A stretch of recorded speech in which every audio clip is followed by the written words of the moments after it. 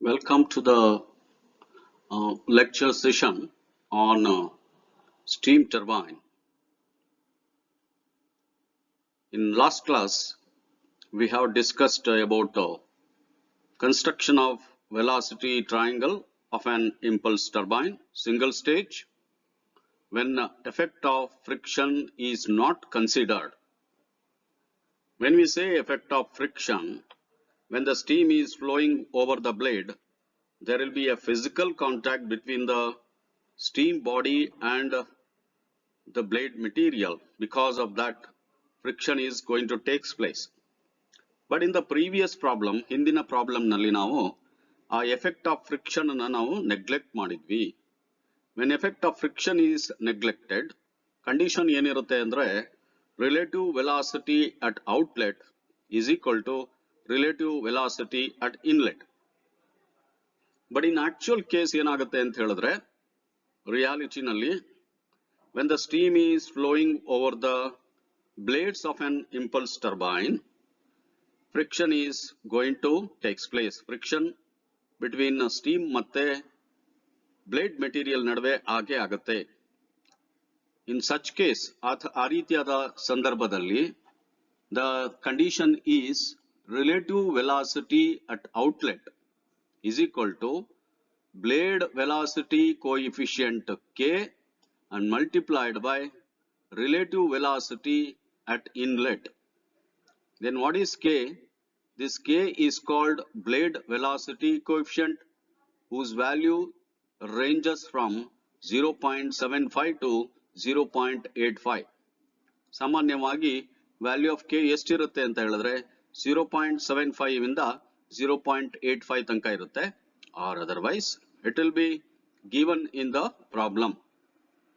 So now we will discuss how to construct velocity triangle when effect of friction is considered, and the condition is VR1 relative velocity at outlet is equal to K multiplied by relative velocity at inlet.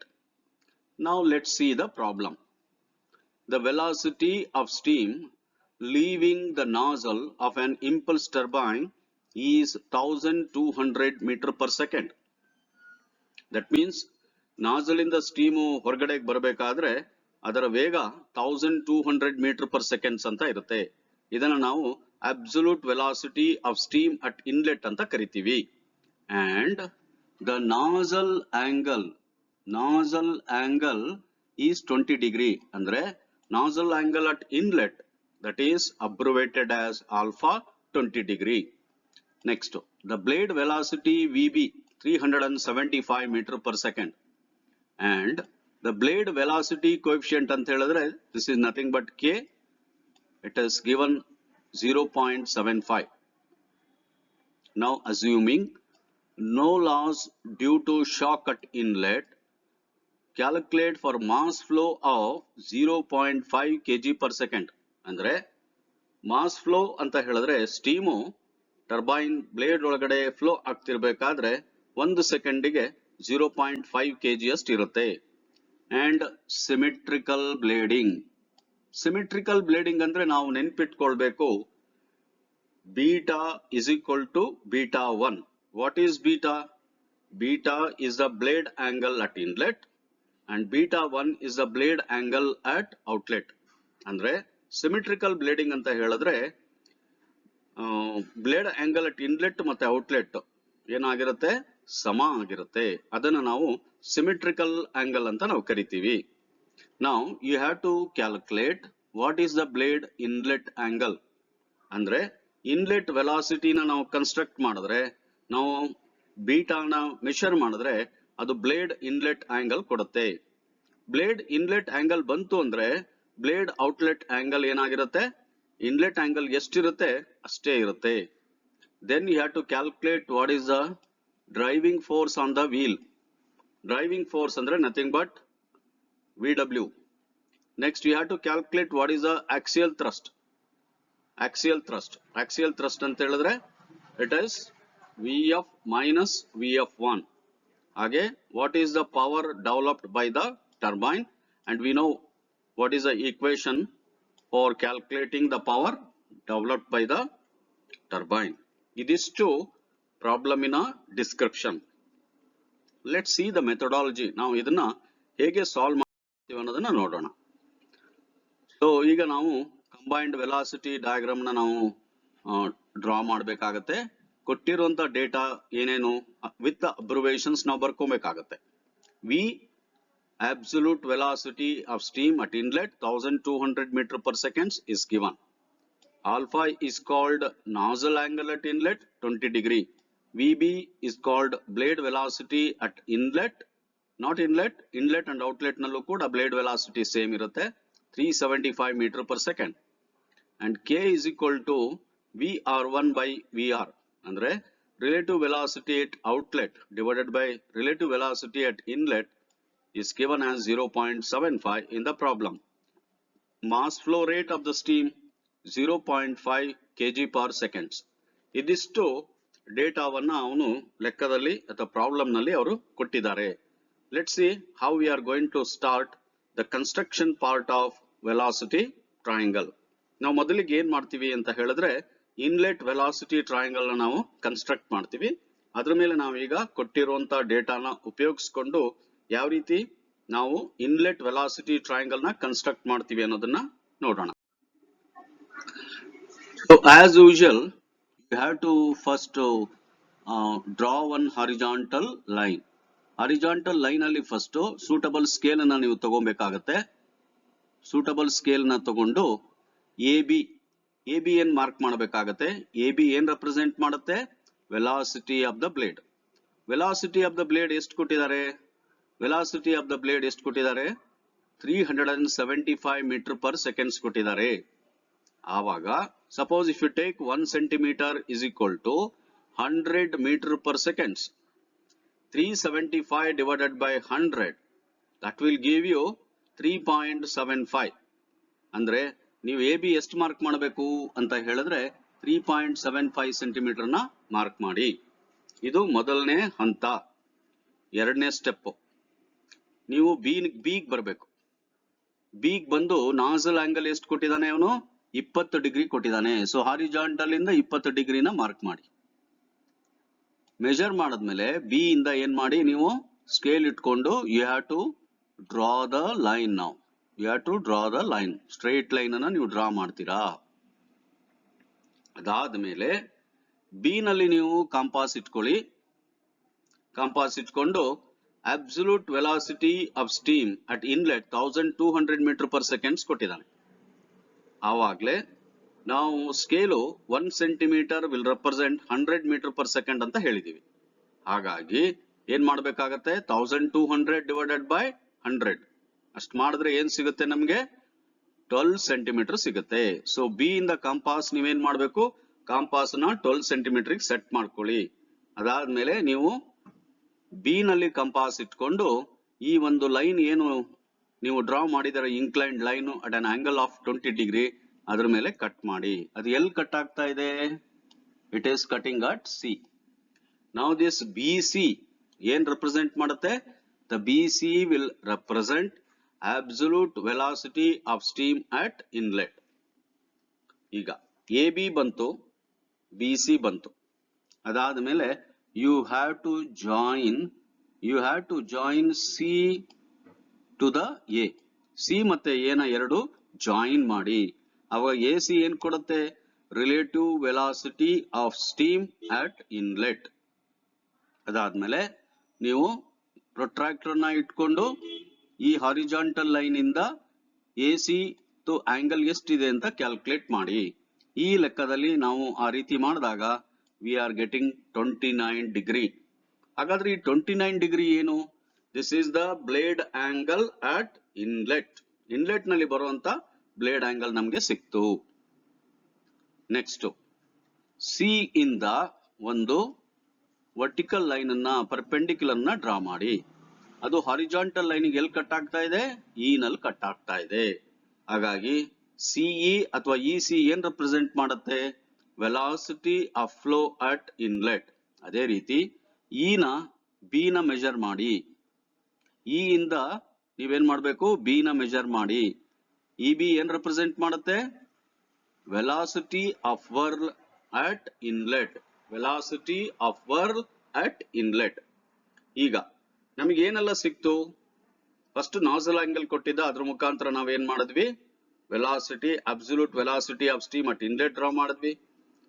ಅದಕ್ಕಿಂತ ಮೊದಲು ನಾವು blade ವೆಲಾಸಿಟಿನ represent ಮಾಡಿದ್ವಿ.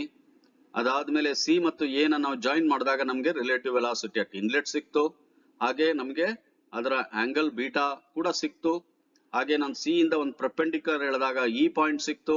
So CE will represent velocity of flow ಸಿಕ್ತು. ಹಾಗೆ E ಇಂದ B ಗೆ measure ಮಾಡ್ತೀನಿ, velocity of whirl at inlet ಸಿಕ್ತು.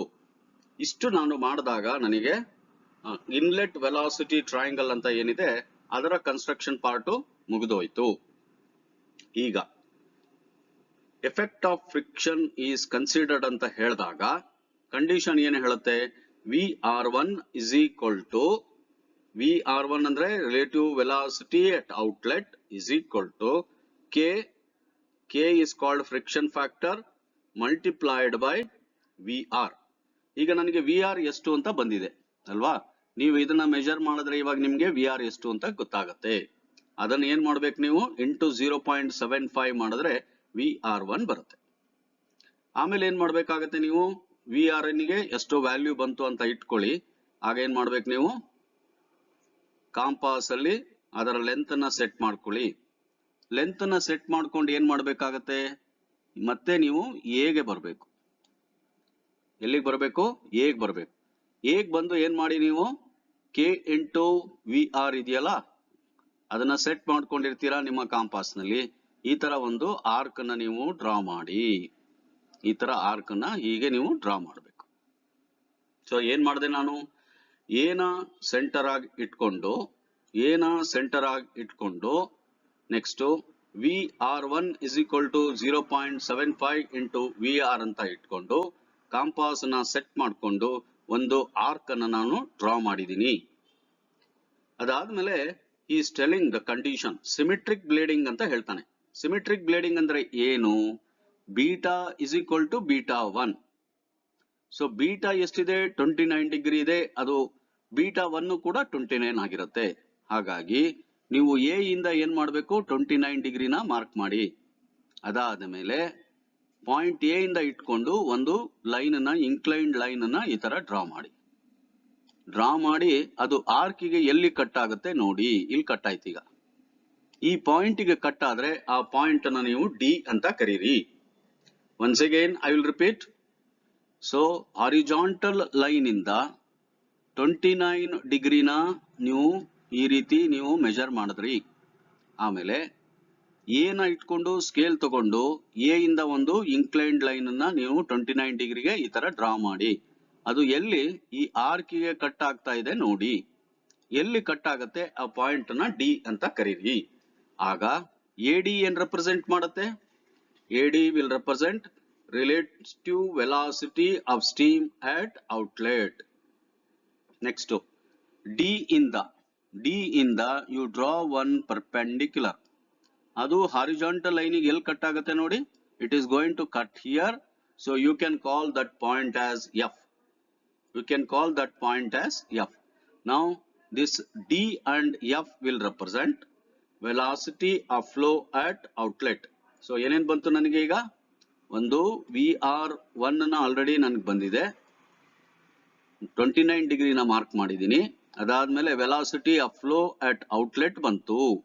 ಹಾಗೆ ಡಿ ನ ಮತ್ತೆ ಬಿ ಗೆ ನೀವು ಜಾಯಿನ್ ಮಾಡಿ. ಡಿ ಇಂದ ಬಿ ಗೆ ನೀವು ಜಾಯಿನ್ ಮಾಡಿ. ಆಗ ಡಿ ಬಿ ಅಥವಾ ಬಿ ಡಿ ಏನ್ ರೆಪ್ರೆಸೆಂಟ್ ಮಾಡುತ್ತೆ?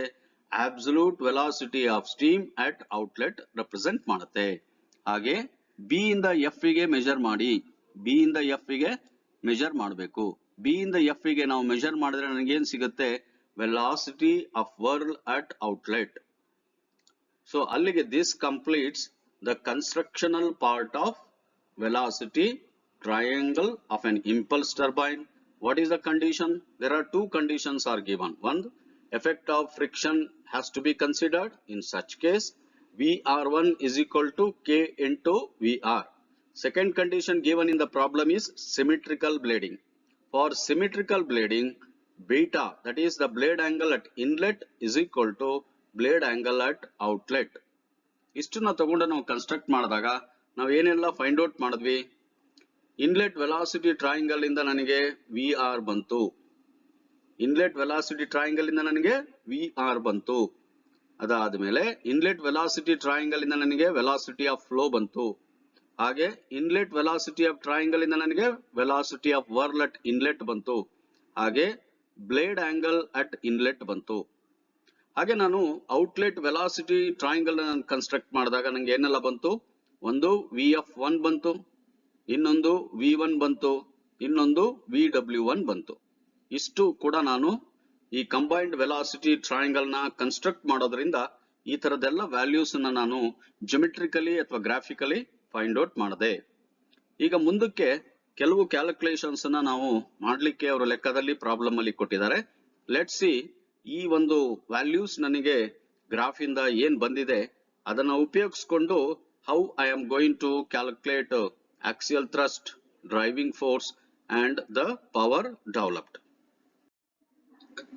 So as I told you, I have taken scale 1 centimeter is equal to, by measurement beta we got 29 and VW we got 1130 meter per second.